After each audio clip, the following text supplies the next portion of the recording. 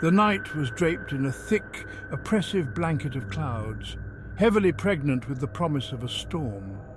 Lightning flickered intermittently on the horizon, briefly illuminating the landscape in stark, eerie flashes of white. The wind began to pick up, carrying with it the scent of rain, a sharp tang that filled the air with a sense of impending doom. As the first heavy drops began to fall, the deserted highway transformed into a canvas of reflections, each raindrop a mirror to the heavens above. The relentless downpour turned the road into a slick, treacherous path, challenging any who dared traverse it.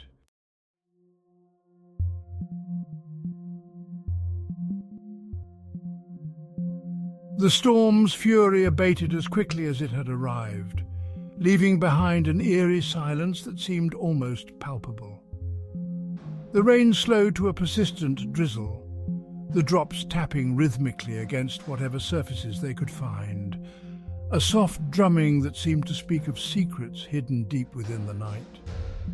In the aftermath of the storm, a dense fog began to creep across the landscape, slithering along the ground and enveloping everything in its path. Visibility was reduced to a mere few feet, and the world seemed to shrink, becoming more intimate yet infinitely more mysterious. The line between imagination and reality blurred, smeared by the mist and the shadows.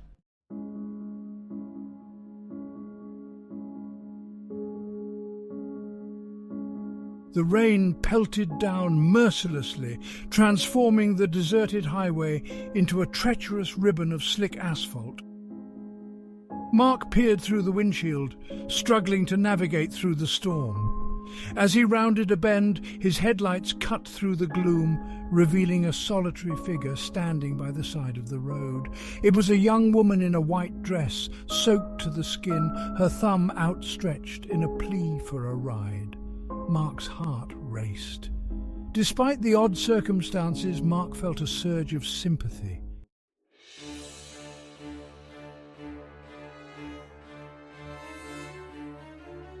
Mark nodded, pulling back onto the highway. "Mark, what were you doing out there? It's not safe to be alone on a night like this." "Woman, I just needed to get away," she replied vaguely, her gaze fixed on the road ahead. The drive continued in uneasy silence, the only sounds the pounding rain and the rhythmic swish of the windshield wipers. As they approached the outskirts of town, the rain began to ease, but the road grew darker and more foreboding.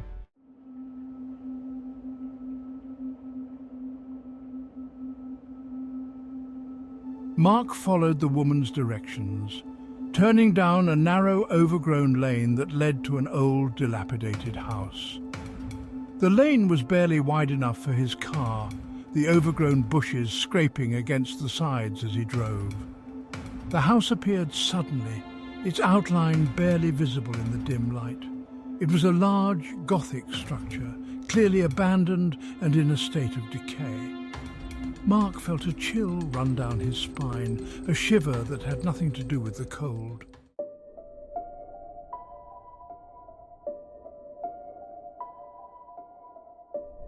He blinked, bewildered, and looked around, expecting to see her outside the car, but there was no sign of her anywhere. The woman had vanished as quickly and silently as she had appeared. Mark felt a surge of panic, a cold dread washing over him.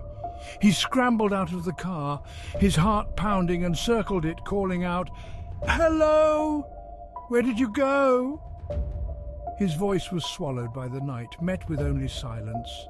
The only sound was the faint patter of rain on the leaves and the creaking of the old house settling in the stillness.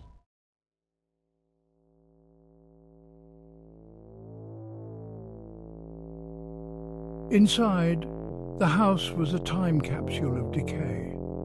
Mark wandered through the musty hallways, his footsteps echoing eerily in the silence. As he explored, he stumbled upon an old photograph hanging crookedly on the wall. He wiped away the grime to reveal the image of a young woman in a white dress, his hitchhiker. His heart raced as he stared at the picture. It was unmistakably her, but the photograph looked ancient, yellowed with age.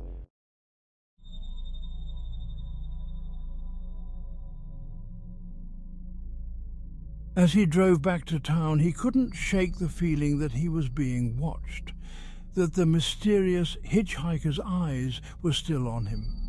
Every shadow seemed to hold her form, every rustle of leaves sounded like her footsteps.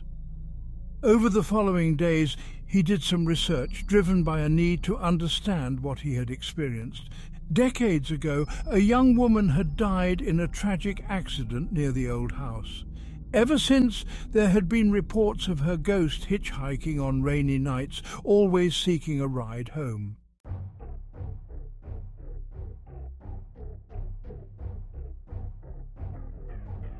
The rain was relentless, hammering down on the deserted highway and turning the road into a slippery, treacherous stretch.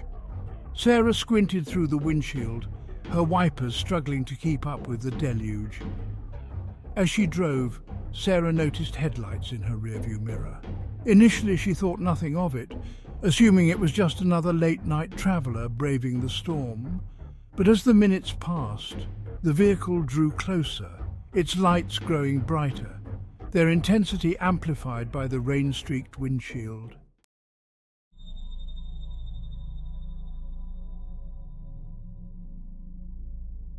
Desperation growing, Sarah increased her speed even further, pushing her car beyond its comfort zone. The rain-soaked road blurred beneath her tires, the solid white lines morphing into a single hypnotic streak. She could feel her heart racing in her chest, her breath catching in her throat. Suddenly the car behind her swerved into the left lane, accelerating as it pulled alongside her, its headlights now illuminating the passenger seat beside her. Sarah glanced over, expecting to see an irate driver glaring back at her, ready to unleash a torrent of road rage. But what she saw instead made her blood run cold, her breath catching in her throat. The car was empty. There was no one in the driver's seat. The steering wheel was motionless, the pedals untouched. Sarah's mind reeled, struggling to process the impossible. How could a car be driving itself, especially at such high speeds and in such treacherous conditions? The sight was so bizarre, so utterly impossible, that she could hardly believe her eyes. She blinked, hoping she was just overtired and seeing things, her mind playing tricks on her. But the car remained beside her, its empty front seat clearly visible in the glow of her headlights, a silent, spectral presence. Without warning, the car accelerated further, pulling ahead of her. Its taillights glowed red in the darkness, a malevolent gaze boring into her. It swerved back into her lane and sped off into the distance, disappearing into the rain and the darkness as quickly as it had appeared. Sarah's hands trembled as she tried to maintain control of her own vehicle, her mind racing with confusion and fear, her senses overwhelmed by the impossible.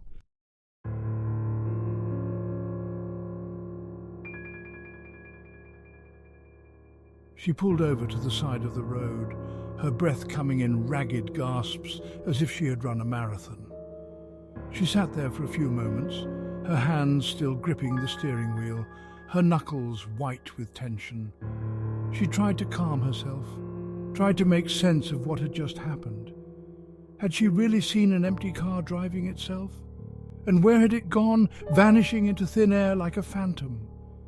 She fumbled for her phone, thinking she should call someone, anyone, to share what she had witnessed, to ground herself in reality. But who would believe her? It sounded like something out of a horror movie or a ghost story, not real life. She imagined the skeptical looks, the dismissive laughter. She stared at her phone, her mind racing, her fingers hovering over the keypad before deciding against it. Instead, she took a few deep breaths, trying to steady her nerves, willing her heart rate to slow. She rolled down the window, letting the cool night air wash over her face, the fresh scent of rain a welcome contrast to the stale air inside the car. She needed to clear her head, to regain control of her emotions. After a few minutes, She felt composed enough to continue driving, though a lingering sense of unease still clung to her.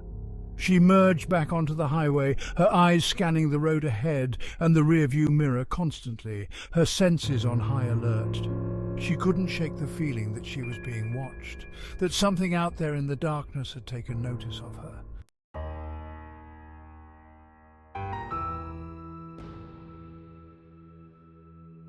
The rest of the drive home was uneventful, but the sense of unease lingered, gnawing at the edges of her thoughts like a persistent itch.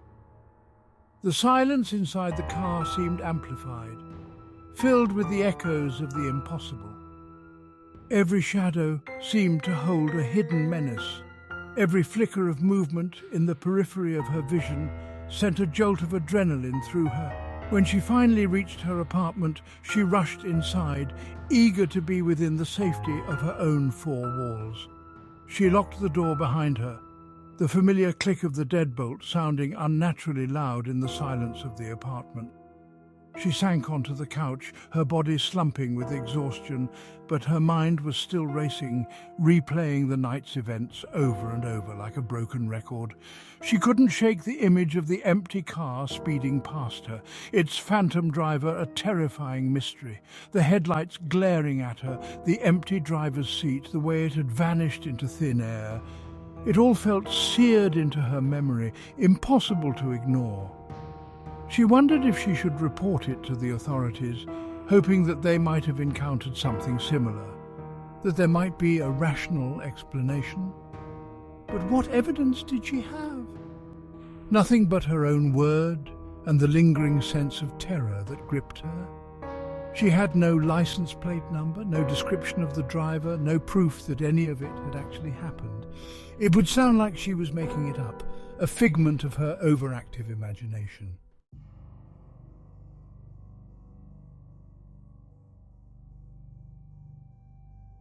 Over the next few days, Sarah couldn't stop thinking about the vanishing car.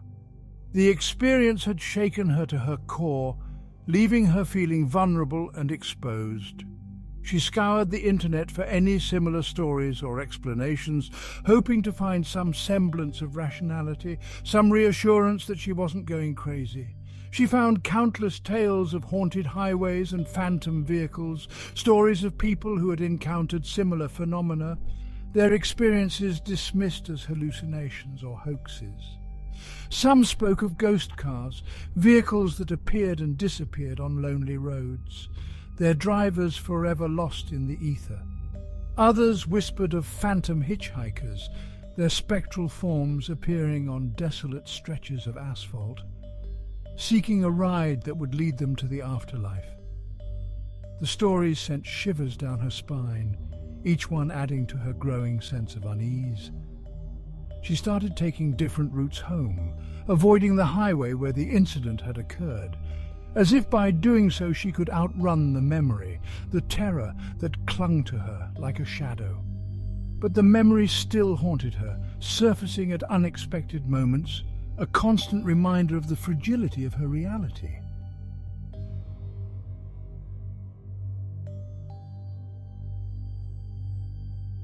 One night, a few weeks later, she was having dinner with a friend, seeking solace in companionship, in the normalcy of conversation.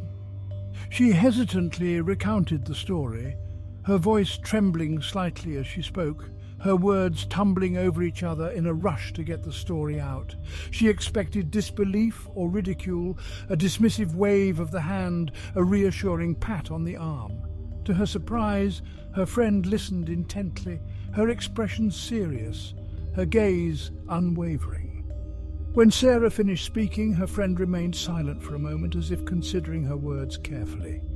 "You know," her friend said slowly, her voice barely a whisper, "I've heard of something like this before. There are legends about ghost cars, vehicles that appear and disappear on lonely roads, their drivers forever bound to the asphalt.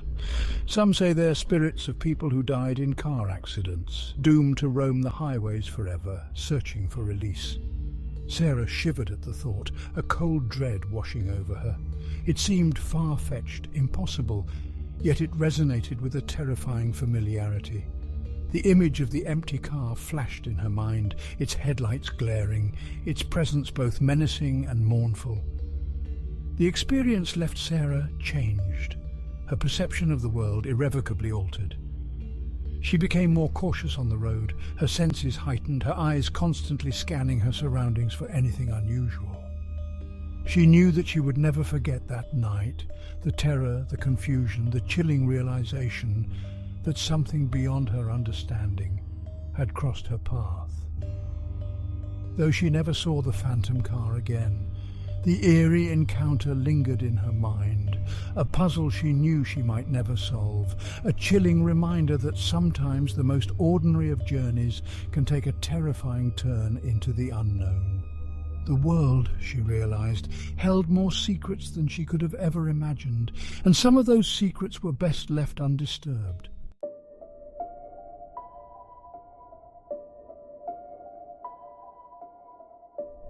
After a grueling week at work, John embarked on a long road trip. He hoped the change of scenery would help him unwind. The highway stretched before him, a ribbon of asphalt cutting through the vast emptiness of the landscape. As dusk settled and the miles stretched behind him, he felt the weight of fatigue setting in. His eyelids felt heavy, his body ached from hours of driving. The monotonous hum of the tires on the asphalt was almost hypnotic. He knew he needed a break. Spotting the faint, flickering neon sign of a gas station up ahead, he sighed in relief. He pulled off the highway, the gravel crunching under his tires. The gas station was old, a relic from decades past, with peeling paint and faded signs. It looked like it hadn't seen many visitors in recent years, but it was open, and that was all that mattered to John. He parked by one of the pumps, stepped out and stretched, his back cracking in protest. He took a deep breath of the cool night air, savouring the change from the stale confines of his car. The air was still, almost unnaturally so. Aside from the hum of the gas pump, there was no sound, no chirping of crickets, no rustling of leaves, just an unsettling silence that seemed to press in on him. John glanced around, noting the eerie emptiness of the place. There were no other cars, no sign of life. The convenience store attached to the station was dark and shuttered, its windows covered with grime. Unease prickled at the back of his neck, a primal instinct warning him that something wasn't right. But he brushed it off as irrational paranoia, a side effect of exhaustion and the isolation of the open road.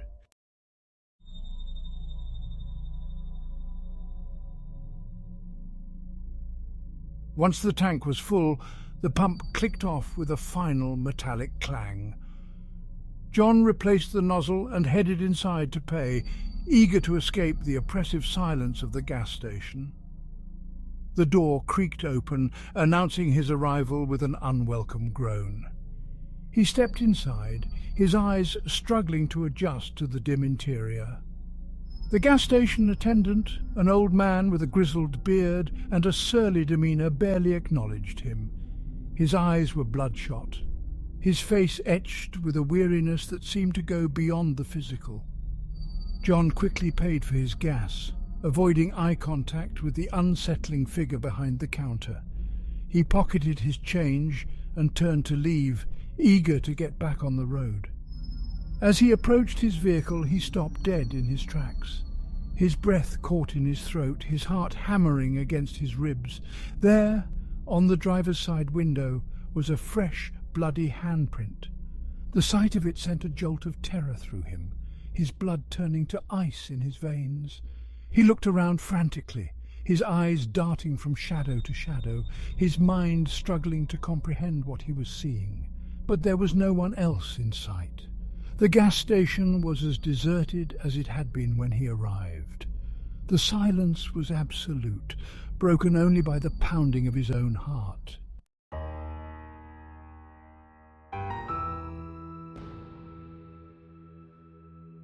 John's mind raced, trying to make sense of the impossible. Who could have done this?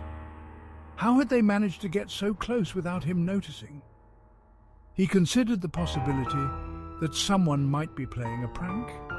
perhaps some teenagers out for a night of mischief. But the blood looked disturbingly real, too thick and dark to be fake. He took a deep breath, trying to steady his nerves. He couldn't stay here. He needed to get back on the road to put as much distance between himself and this place as possible.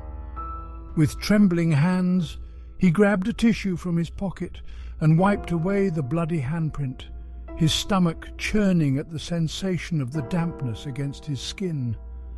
The blood was still wet, smearing across the glass before disappearing under the tissue. He tossed the tissue into a nearby trash can and quickly got into his car, his hands shaking as he fumbled for the keys. He locked the doors behind him, the sound of the locks clicking shut, providing a small measure of comfort. He started the engine and drove off, his eyes darting to the rear-view mirror every few seconds. The night was dark, the moon obscured by a thick blanket of clouds. The road seemed to stretch endlessly before him, disappearing into the darkness like a black ribbon. Every shadow seemed to move, every rustle of the wind sounded like footsteps. The further he drove, the more his fear grew, morphing into a tangible presence that seemed to follow him.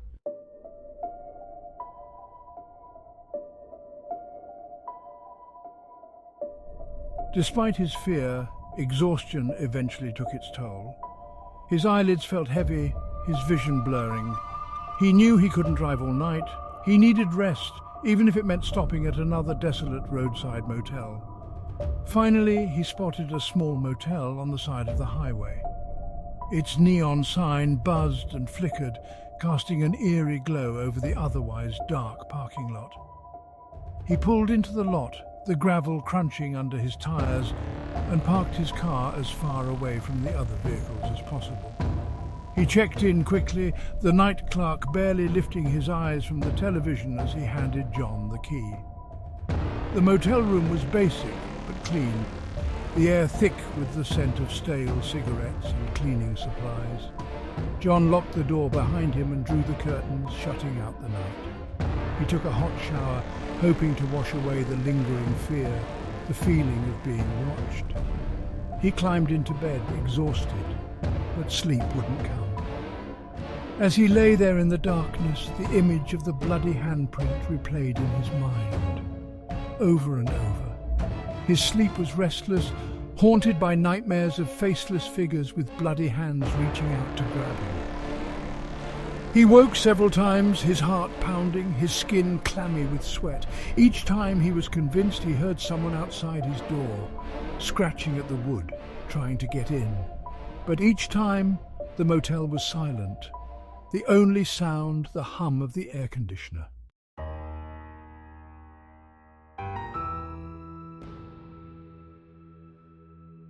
Morning finally came, bringing with it a pale grey light that seeped through the curtains.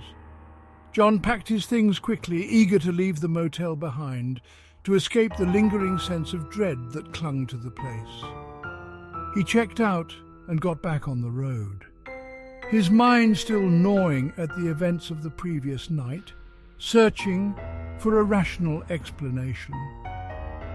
As the hours passed and the sun climbed higher in the sky, the terror of the night before began to fade. By the time he reached his destination, the bloody handprint felt like a distant, uneasy memory, a figment of his imagination. But the experience had left its mark. He couldn't shake the feeling that something or someone had been watching him, that he had stumbled into a realm beyond his understanding. In the days and weeks that followed, John found himself looking over his shoulder more often, his paranoia growing with each passing day. He scoured the internet for any similar stories or explanations, hoping to find some reassurance that he wasn't alone. He found countless tales of ghostly encounters at old abandoned gas stations, stories of people who died in accidents or were murdered and whose spirits were trapped there trying to reach out to the living. The stories sent shivers down his spine, each one adding to his growing sense of unease. He couldn't help but wonder if he had encountered one of these restless spirits trying to make contact in the only way it knew how. A bloody handprint, a desperate plea for acknowledgement from beyond the grave.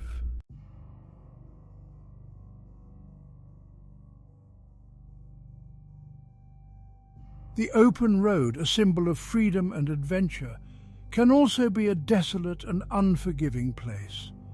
It is in these lonely stretches, far from the safety of civilization, that the veil between our world and the supernatural seems to thin. The stories of Mark, Sarah, and John serve as chilling reminders that we may not be alone on these journeys. Perhaps these tales are just that, stories born from the fears and anxieties that surface in the darkness. Or perhaps they are glimpses into a realm beyond our understanding, a world where the dead walk among us, seeking solace, revenge, or simply acknowledgement. Whatever the truth may be, these stories linger in our minds, challenging our perceptions of reality and forcing us to confront the unknown. They remind us that the world is a place of mystery and wonder, where the line between the real and the imagined can blur, leaving us questioning what we believe. As we venture out onto the open road, we carry these stories with us, our senses heightened, our minds open to the possibility that we may encounter something beyond explanation. And in those quiet moments when the wind whispers through the trees and the shadows dance in the headlights, we are left to wonder, what else lurks out there in the darkness waiting to be discovered?